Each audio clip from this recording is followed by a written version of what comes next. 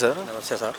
Sir ఎలా అనిపిస్తుంది అంటే ఈ గవర్నమెంట్ ద్వారా ఈ 45 రోజులు ఏం జరిగింది? బాబు గారు ఎలా చేశారని మీ opinion?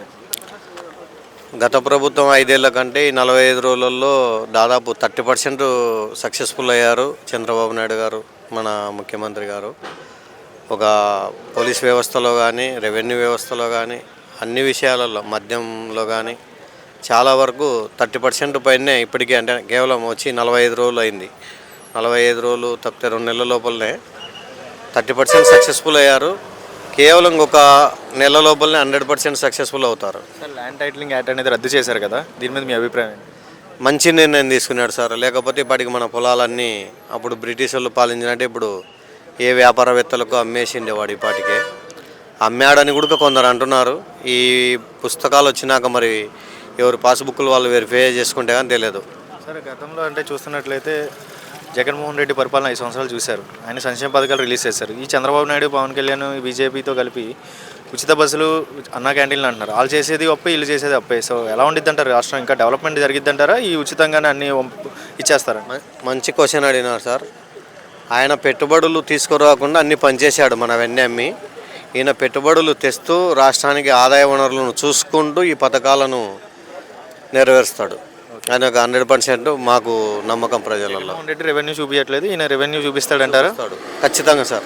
Deputy CM Pawan Kalyan assembly gate కూడా దాటను అన్నారు కదా, మరి ఆయన ఇప్పుడు గేట్ దాటుతున్నారు, దాటను అన్న వాళ్ళ మాటల గురించి ఏం చెప్తారు? అవన్నీ మామూలే. ఇంకా రాజకీయంలో గేటు దాటనే. ఇప్పుడు ఆయన ఎవరు మనం చూడలేదు, అలెగ్జాండర్ ప్రపంచాన్ని శాసిస్తా అని చెప్పాడు. లాస్ట్కు నా అరిచేయి ఒక్కటి పెట్టిపోయినాడు భూమి మీద. అంటే ఏమంటే నేను పోయేటప్పుడు ఏమీ తీసుకుపోలేక శూన్యం ఉంది నా చేతులు అని చెప్పి చెప్పడం కోసం ఆయన అరిచేయి అది ఏదో దేశంలో ఉంది అని అంటుంటారు.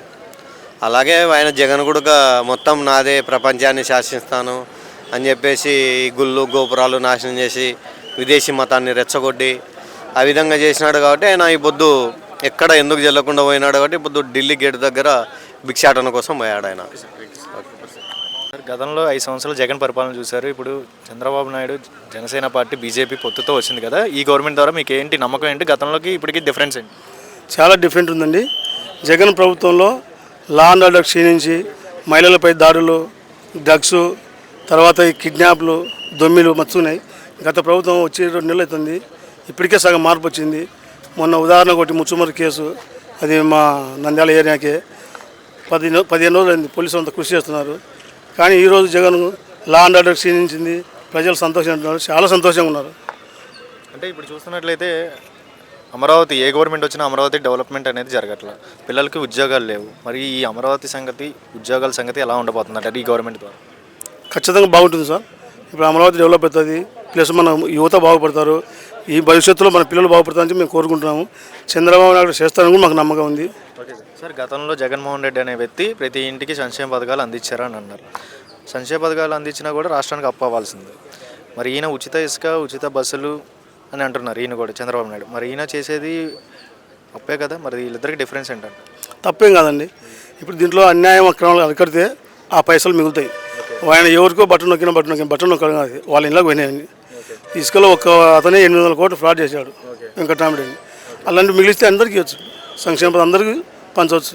Sir, deputy CM Pawan Kalyan సినిమాలు తీసుకోవచ్చు కదా, రాజకీయంలోకి వచ్చారని విమర్శలు ఇస్తారు. అసెంబ్లీ గేట్ కూడా దాటనివ్వని అన్నారు కదా, మరి ఆయన ఇప్పుడు డిప్యూటీ సీఎం అయ్యారు, దాని మీద మీ అభిప్రాయం ఏంటి? వాళ్ళకి ఏమైనా సమాధానం చెప్తారు? ఇప్పుడు ఆయన గేట్ దాటేమని చెప్పారు జగన్. ఇప్పుడు ఆయన ఎప్పుడు ఇక్కడున్నాడు, ఆయన ఢిల్లీ పోయి పొడిదంలో పెడుతున్నాడు. ఆయన దాటమని ఇక్కడ గేటు. సినిమాలకు రాజకీయాలకు సంబంధం లేదు, ఆయన ప్రజలు సేవ చేయడానికి వచ్చాడు. సినిమాలు కూడా ప్రజలు సేవ చేశాడు ఆయన. జగన్మోహన్ రెడ్డి అసెంబ్లీ గేట్ కాడికి వచ్చి బ్లాక్ రిబ్బన్స్ వేసుకొని ధర్నా చేస్తాను, ఢిల్లీకి వెళ్తాను, రౌడీ పాలన అని వ్యతిరేకిస్తున్నారు కదా, దీని మీద మీ అభిప్రాయం? అది ఇంకా చెప్పకూడదు సార్. దొంగ అన్నట్టుంది.